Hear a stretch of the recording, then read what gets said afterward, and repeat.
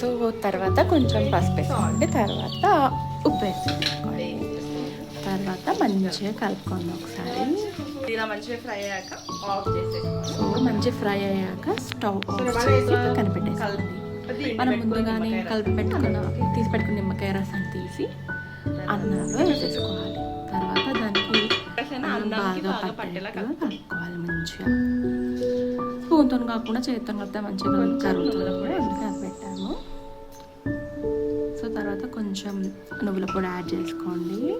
And మొత్తం కలిపాక ఈ అన్నం మొత్తం మనం మంచిగా పోపు పెట్టుకున్నాం కదా అందులో వేసేసుకొని మంచిగా కలుపుకుంటే సరిపోద్ది. దీనికి బాగా కలుపుకోవాలన్నమాట.